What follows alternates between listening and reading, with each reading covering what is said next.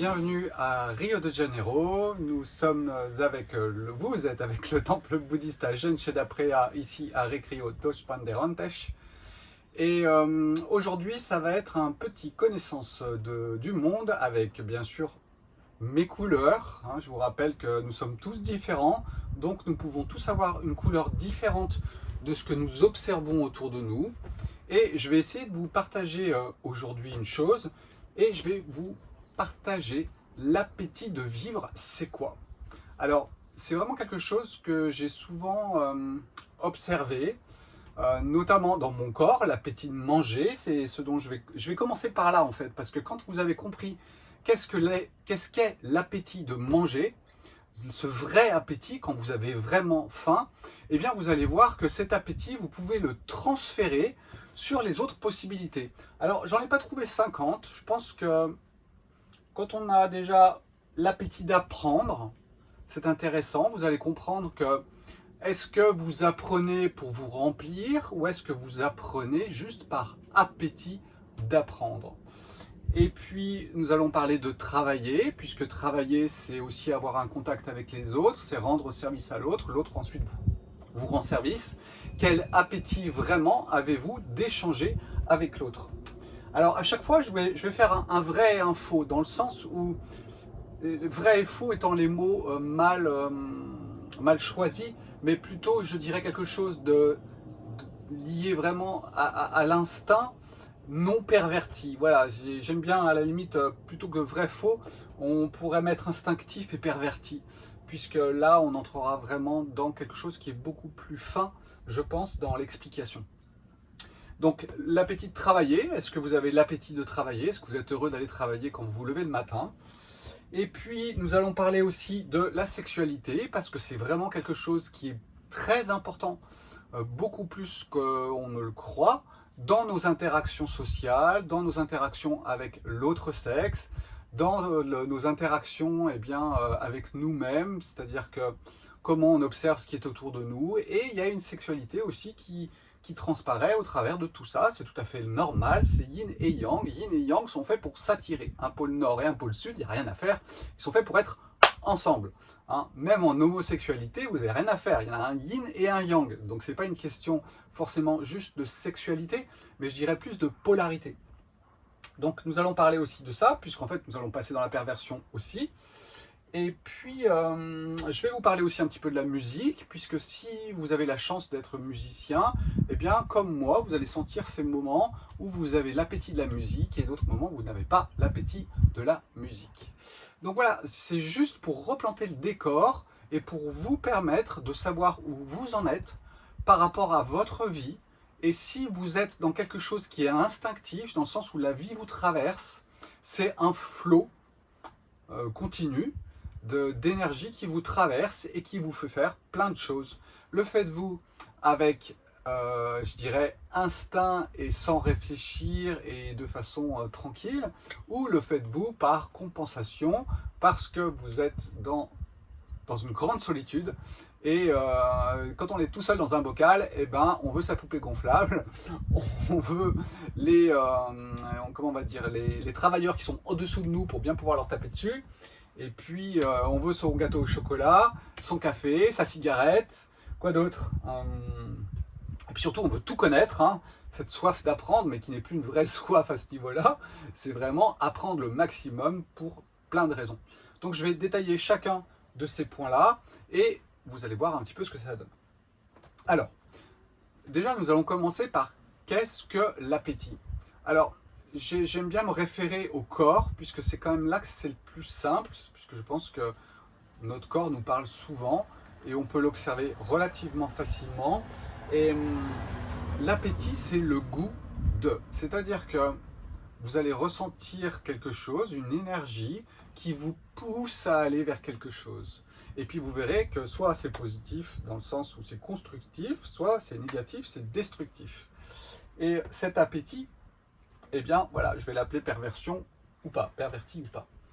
Et cet appétit, il va dépendre de chacun. C'est-à-dire que ça, c'est vraiment intéressant de comprendre votre individualité, dans le sens où quelle est votre programmation. Je reviens toujours à cela parce que oui, nous sommes des êtres pré-programmés. Vous pouvez être une Formule 1, mais vous ne pouvez pas être un buggy. Il y a très peu de chances que vous puissiez passer de l'un à l'autre. Vous n'êtes pas des transformeurs. Vous êtes nés avec des influences stellaires, des influences astrales qui vont créer une programmation à l'intérieur de vous. Alors que bien sûr, vous pouvez aller un peu à droite, un peu aller à gauche, mais globalement parlant, vous avez des baguettes magiques qui vous permettent d'être quelqu'un d'exceptionnel dans une chose en particulier, mais vous aurez du mal à l'être dans autre chose. Voilà, vous n'êtes pas un couteau suisse exceptionnel dans tout, ça c'est impossible. D'accord? Donc cette programmation qui a été créée, vous avez l'astrologie donc qui peut vous aider par rapport à cette programmation. Alors attention, il y a l'astrologie zodiacale, sidérale, c'est pas la même chose. Je vous invite vraiment à regarder de près. Moi, pour moi, ce qui compte, c'est que quand je suis né, j'ai regardé mes étoiles au-dessus de moi et je vois ce qui s'est passé. Voilà.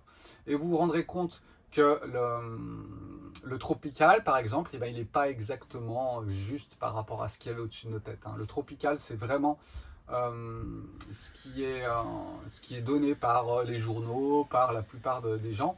Le sidéral étant vraiment une position réelle. Les anciens, ou du moins si on remonte dans les anciennes traditions, ils travaillaient avec le sidéral, ils ne travaillaient pas avec un tropical, avec une date du temps au temps. Non, c'est la position exacte de la planète qui va créer cette programmation. Et vous retrouvez aussi tout ça dans le design humain, puisqu'en fait, les astres vont passer devant les portes du Yiking et vont éclairer les qualités, les possibilités que vous avez de jouer dans la vie. Et c'est tout l'art du aussi design humain qui va vous donner si un centre peut être ouvert ou fermé. Est-ce que vous êtes ouvert à l'expérience ou est-ce que vous êtes fermé dans l'expérience et du coup vous êtes un rail et c'est très bien aussi. D'accord? Il n'y a pas de bien ou de mal, si on est en 0 ou si on est en 1, ouvert ou fermé, il n'y a pas de côté, on va dire, positif ou négatif. Donc cette programmation, elle va créer, eh bien, en fait, votre façon de vivre avec appétit ce qui se passe autour de vous. Bien sûr que s'il y a des gros problèmes psychologiques, vous allez bien vous rendre compte que on va passer du côté de la perversion et pour cela, eh bien, vous allez déclencher des systèmes qui font que si vous ne l'avez pas, si vous n'avez pas ce que vous souhaitez, ça va vous mettre dans un mal-être. C'est vraiment la seule chose qu'il faut retenir par rapport à ça, c'est si on me l'enlève là maintenant, qu'est-ce qui se passe? Si vous vous sentez mal, si vous vous sentez pas bien, eh bien vous n'êtes pas dans un flow de la vie. Puisque le flow de la vie, à un moment il va à droite, à un moment il va à gauche, il est totalement spontané. Donc le fait de ne pas avoir ce que vous voulez et de vous mettre en colère, de vouloir détruire la chose, voilà, tous ces systèmes, tous ces mécanismes sont des troubles de l'ego qui entrent dans des systèmes de défense, de protection, et ce sont vos réflexes. Et vous allez voir que la perversion de l'appétit, quelque part, eh bien, ça ressemble un petit peu à ça. Qu'est-ce que je voulais dire? Oui, pour avoir un bon appétit, il faut de l'énergie. Alors, il faut que l'énergie vous traverse. Donc, il faut que vous soyez le plus axé possible. Dans le sens, l'énergie, elle vous traverse de haut en bas et il faut que ça soit axé. Si vous êtes tordu, c'est vrai que l'énergie, elle traverse pas bien, elle passe par plein de labyrinthes. J'insiste sur les labyrinthes, mais on peut l'utiliser à toutes les sauces, donc j'en profite. L'énergie, au lieu d'aller tout droit, elle va passer à gauche, ping, ping, ping, ping, elle va se perdre à un endroit et elle ressort, il n'y a presque plus rien. Donc comprenez bien une chose, l'appétit de vivre, dans le sens, on va dire, positif, est vraiment quelque chose où il y a de l'énergie. Si vous n'avez pas de l'énergie, ça veut dire que ça se perd dans les labyrinthes, quelque part, à un endroit ou à un autre. Et cette énergie doit vous traverser, c'est-à-dire que vous n'êtes pas là pour l'agglomérer et la garder pour vous, vous êtes là pour la... Elle entre en vous et elle doit ressortir par vous aussi. Donc c'est vraiment quelque chose qui est important, cette énergie. Sans énergie, c'est super difficile d'avancer dans pas mal de choses. C'est pour ça que quand je parle du jeûne, c'est aussi un moyen de récupérer de l'énergie. Puisque quand vous jeûnez, alors dans le cadre dans lequel je le fais, vous partez de chez vous, vous partez du travail, et vous allez dans un endroit tranquille, joli, avec des gens sympas, qui sont là parce qu'ils aiment les êtres humains aussi, généralement c'est souvent ça. Et il y a une bonne énergie, Vous n'allez pas manger, donc vous allez économiser de l'énergie pour ce qui est de la digestion. Votre corps se met en place d'autres mécanismes. Et du coup, vous récupérez de l'énergie quand vous rentrez chez vous après un jeûne. Eh bien, vous avez gagné en énergie. C'est le meilleur moment pour avoir la plus grande lucidité sur votre vie. Pendant le jeûne, les premiers jours, c'est un peu difficile parce qu'on est un peu plus fatigué, mais après, ça va mieux et le brouillard se désépaissit. C'est assez intéressant et c'est là qu'il peut y avoir certaines choses qui se passent. N'y voyez pas un côté ésotérique ou je vais voir des anges ou des choses comme ça, non. Chacun va le vivre d'une façon différente, en spiritualité, pas spiritualité, mais on va dire que ça ouvre l'espace parce que vous économisez de l'énergie et que les choses se remettent en place toutes seules. Parce que le fait d'être dans des labyrinthes à droite et à gauche, vous êtes tout le temps en train de tordre la chose. Et du coup, vous perdez votre énergie. Donc le fait de jeûner, alors le fait de jeûner n'est pas quelque chose de naturel. Il est naturel quand la vie nous y oblige. Mais dans une vie normale, nous sommes faits pour absorber ce qui est autour de nous, l'intégrer en nous, que les petites bactéries fassent leur boulot, nous rendent des choses, et hop, on le rend à la nature, et le cycle est axé. Tout va bien. Donc le jeûne, il est vraiment là, je dirais presque aujourd'hui, pour compenser les excès les excès tout simplement. Voilà, on compense un excès par un grand vide et c'est un moyen de rééquilibrer tout ça. Bon, j'arrête de parler du jeûne, mais je pense que c'était important de comprendre que cette énergie, elle est vraiment primordiale par rapport à une vie en général. Si vous vous levez le matin et que vous êtes fatigué, il y a un truc qui ne va pas. D'accord ? Il y a un truc qui ne va pas. Soit dans votre position, à l'endroit où vous dormez, soit dans votre tête, soit dans votre corps, mais il y a un truc qui ne va pas. Ok ? Donc normalement, on est censé se réveiller en pleine forme et prêt à croquer la vie. D'accord ? Donc, nous allons commencer par l'appétit de manger. Alors, je vais surtout parler de celui-là parce que vous allez voir que quand on a bien compris ce qu'est que l'appétit de manger, eh bien, vous allez comprendre que tout le reste va découler des mêmes réflexes. L'appétit de manger, c'est quoi? Alors déjà, il y a plein de gens qui me disent « Oh, j'ai mal au ventre, je me sens pas bien, et quand je mange, ça va mieux. Donc, je sais que j'avais faim. » Eh bien, oui, en termes pathologiques, le fait d'avoir mangé vous a guéri. Mais vous n'aviez pas faim, vous aviez des problèmes, vous étiez avec des troubles pathologiques, c'est-à-dire que vous aviez mal quelque part, vous ne vous sentez pas bien, et quand un corps se sent pas bien, normalement il jeûne, il n'est pas censé manger, mais quelque chose dans votre tête a trouvé que quand vous mangiez, ça faisait lever les pathologies. Donc du coup vous vous êtes dit, voilà, j'ai de l'appétit quand je me sens pas bien, que ça gargouille, et bien c'est comme ça que je fonctionne. Et là vous commencez à comprendre que vos réflexes sont liés à une pathologie. Et ça, vous l'intégrez comme un appétit de quelque chose.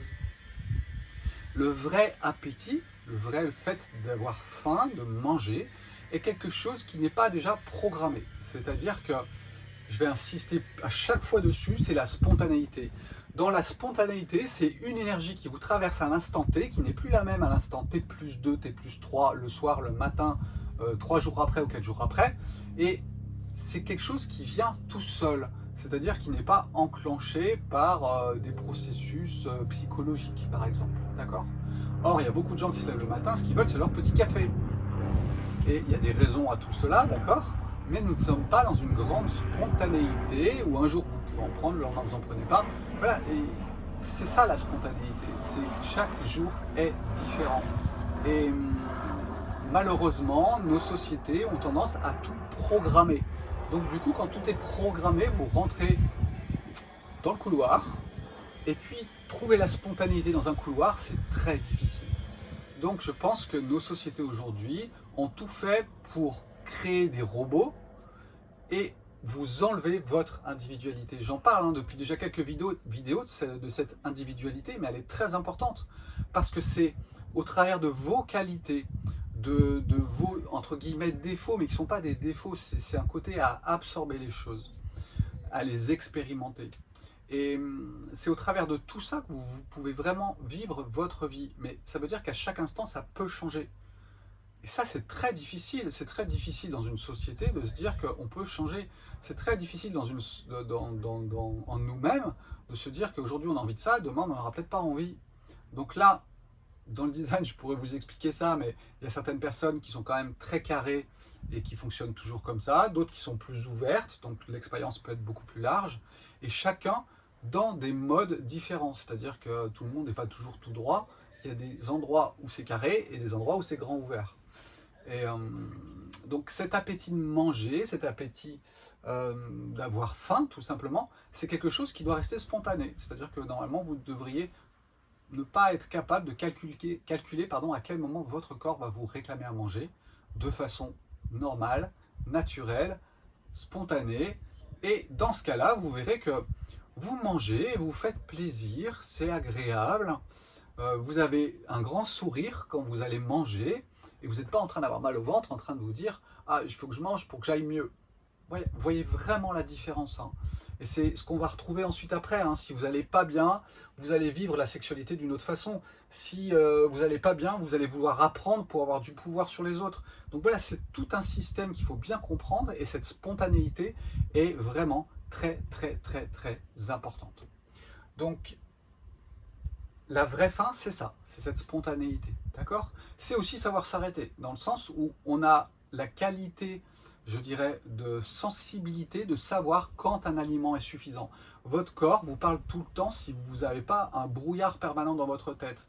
Quand vous mangez à midi, j'ai mangé du riz complet, d'habitude je mange l'assiette. Et bien là, il y a un moment, j'ai arrêté. Et j'ai remis dans mon tupperware. Donc du coup, voilà, c'est resté spontané. Je ne me suis pas dit, il faut que je finisse mon assiette, etc., etc. Donc comprenez bien comment ça fonctionne, cette spontanéité, c'est vraiment très important. Qu'est-ce que va être la perversion, du coup, de l'appétit de manger? Eh bien, vous allez tomber dans les systèmes de compensation. Compensation de quoi? Du vide. Et ça, c'est vraiment quelque chose qui est très important. Je vous parle, et je vous le répète, je vous parle souvent de solitude. Cette solitude fait que vous vous retrouvez dans un grand espace vide. Parce que quand on est seul, il n'y a rien autour de nous. Et ça fait très très peur au mental qui a besoin de miroirs pour se voir. Et du coup, s'il n'y a pas les choses autour de lui pour lui renvoyer des images, eh ben, il a peur. Une solitude bien vécue ne fait pas peur. Vous voyez bien la différence entre les deux. Donc cette solitude qui va être compensée par le fait de se remplir, eh bien vous allez pouvoir vous remplir avec l'alimentation. Et vous allez voir, je vais faire des parallèles ensuite avec le reste, vous allez voir, c'est très simple, hein, avec la sexualité, tout fonctionne pareil, mais si on se le met bien dans la tête avec l'alimentation, vous allez voir que le parallèle avec les autres est très très facile. Donc nous allons manger, pas par appétit, mais pour se remplir, pour compenser un grand vide. Et puis, tout ça va entraîner une indigestion, on va se sentir pas bien dans son corps, on va être dans un malaise. Ça entraînera ensuite toutes les pathologies qui sont le diabète, les troubles de l'intestin irritable, etc., etc., etc. Vous finirez par entrer dans une forme de culpabilité qui va empirer encore un peu plus. C'est vraiment un cercle vicieux hein, quand on rentre dans, je dirais, la perversion. Parce qu'on rentre dans ce samsara, on n'est plus un axe vertical qui est traversé, on est dans une boucle, on tourne à l'intérieur de quelque chose. Et puis bien sûr, votre sommeil ne sera pas réparateur, puisque votre énergie, normalement la position horizontale permet une récupération de l'énergie. La position verticale ne le permet pas, mais la position horizontale, les processus de la vie font qu'en position horizontale, vous récupérez beaucoup plus vite que si vous dormiez debout. C'est pour ça qu'on ne dort pas debout. Donc voilà, comprenez bien que l'appétit de manger, il est vraiment lié à la spontanéité, au fait d'être heureux, d'être dans la joie, pas d'être dans un mal-être, dans un besoin de remplir, etc., etc. Et maintenant, nous allons faire le parallèle avec le reste. Et vous allez voir, c'est très très intéressant de parler de l'appétit d'apprendre. L'appétit d'apprendre, c'est quoi? Alors déjà, vous avez compris, c'est spontané, c'est-à-dire que tout d'un coup, paf, j'ai envie de me mettre à lire des choses sur un sujet particulier. Et je vais avoir ce côté spontané, de tout d'un coup, ça me traverse. J'aime bien ce mot, ça me traverse, parce que ça nous rappelle cet axe. Et le fait que vous ayez tout d'un coup l'appétit d'apprendre quelque chose, d'apprendre, vous verrez la musique par exemple, d'apprendre à jouer de la musique. Là, je parle plus de l'apprentissage, on va dire, intellectuel, c'est-à-dire comprendre comment est fait mon corps, comment est fait le monde, ou bien juste, vous allez sur une page Wikipédia pour comprendre qu'est-ce que c'est que la fleur de vie. Et ça, c'est un appétit qui va être spontané, vous ne l'avez pas programmé, ça vous descend comme ça, et ça vous tombe dessus. Hein. C'est un petit peu comme la pomme qui tombe sur Newton. Et il n'avait pas prévu, et il en sort quelque chose quand même d'assez intéressant. Donc voilà, cet appétit d'apprendre, normalement, est basé sur quelque chose de spontané. D'où la problématique de l'apprentissage avec les enfants. C'est-à-dire que quand vous êtes dans un milieu scolaire, vous êtes dans un couloir. Et ce couloir ne vous permet pas d'être spontané. Si vous avez envie d'aller à droite ou d'aller à gauche, vous tapez dans un mur. On vous propose des portes de temps en temps, mais une fois que vous êtes rentré dans la salle, vous ne pouvez plus aller où vous voulez. Donc même l'apprentissage, normalement, et ça Maria Montessori l'enseignait très bien, je pense qu'elle avait totalement raison, c'est ce qu'elle appelle les périodes sensibles, c'est-à-dire qu'il y a des moments, un enfant, il veut écrire, il veut lire, mais on ne sait pas quand, on ne sait pas à quel âge, même si globalement parlant, ça peut être à peu près stabilisé en termes d'âge. Mais comprenez que cette spontanéité est vraiment très très importante dans le fait d'apprendre les choses. Et puis si à un moment vous n'avez plus envie d'apprendre, eh bien vous n'avez plus envie d'apprendre, vous n'étiez pas fait pour aller dans une hyper complexité de votre apprentissage, vous aviez juste soif de prendre quelque chose et de passer à autre chose tout simplement. Et vous allez voir que la perversion d'apprendre est très intéressante aussi. La perversion d'apprendre, elle va être vraiment reliée au pouvoir.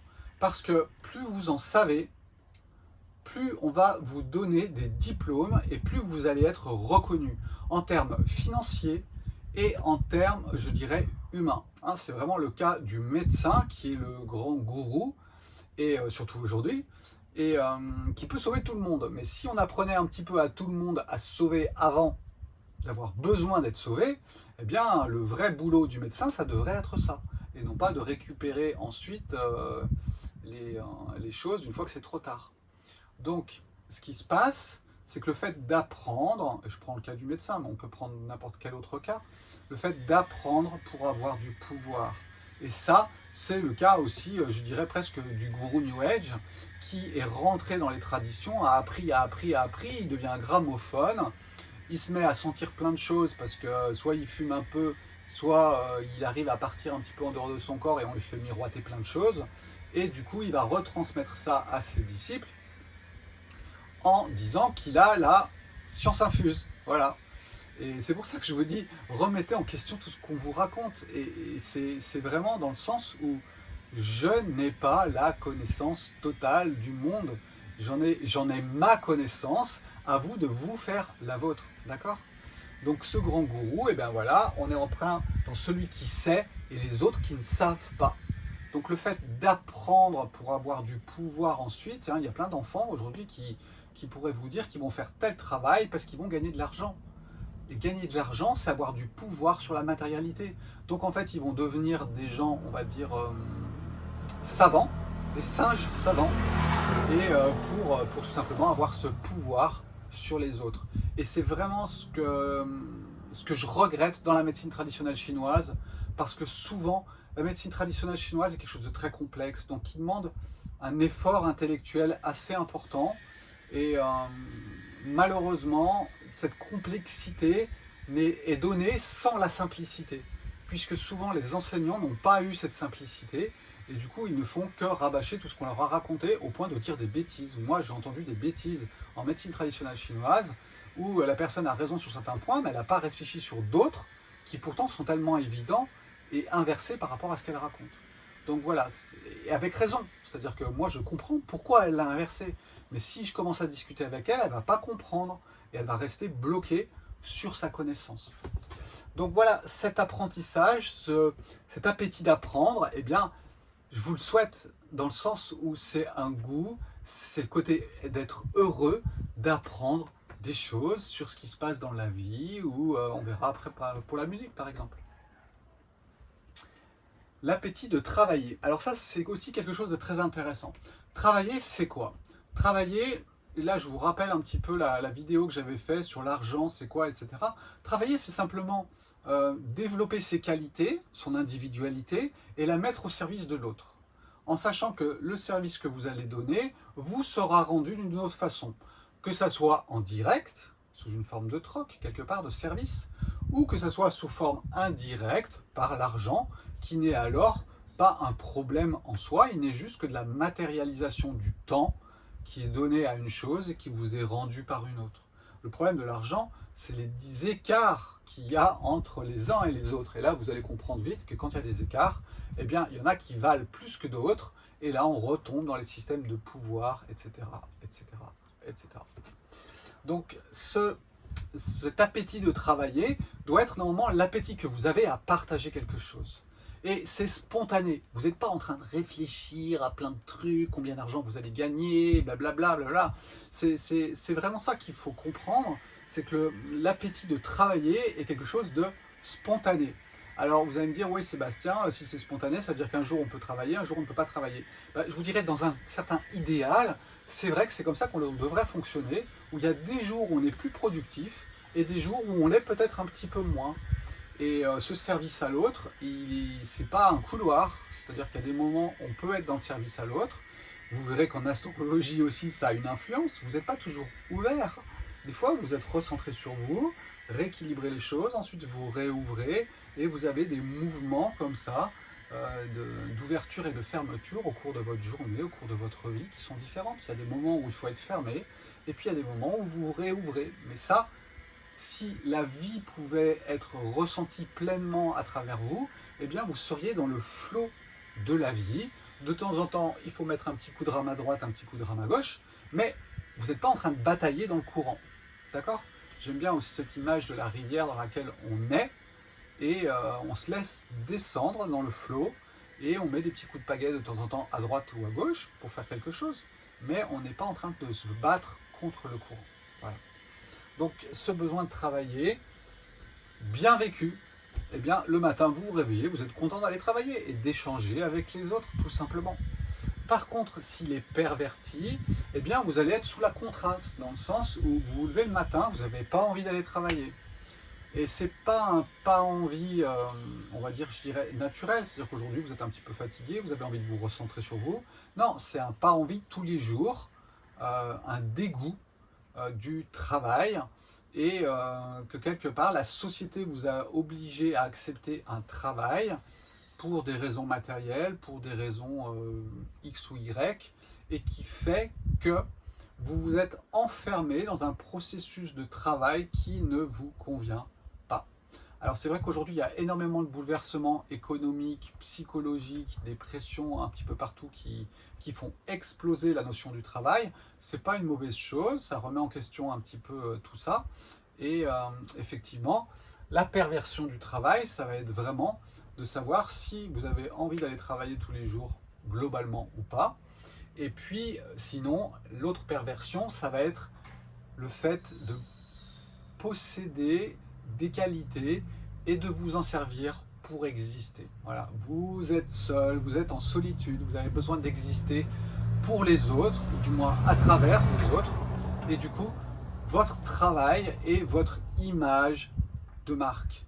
Et là, vous êtes dans un autre piège qui est toujours relié à la solitude, et vous avez besoin des autres pour avoir du pouvoir, pour avoir une apparence, une image qui va se refléter dans les yeux de l'autre, et du coup vous allez bosser pas par plaisir, mais par perversion, simplement d'un ego qui va pas bien et qui travaille pour, je dirais, pour pas dans un flot d'énergie qui traverse, ça se perd dans un labyrinthe de l'individu, qui a des problèmes, qui est bloqué, et l'énergie elle reste là-dedans. Donc on n'est pas, encore une fois, dans un travail qui est, généralement on dit épanouissant, mais c'est vrai que le terme est assez juste, d'accord? Donc cette perversion va vous pousser à exploiter l'autre, à lui appuyer sur la tête, et c'est tous les problèmes que vous avez tous plus ou moins rencontrés au travail d'une personne qui dépasse les limites, je dirais, du respect au travail. Donc voilà, un côté où je travaille, je suis content d'aller travailler, de partager mon temps avec l'autre.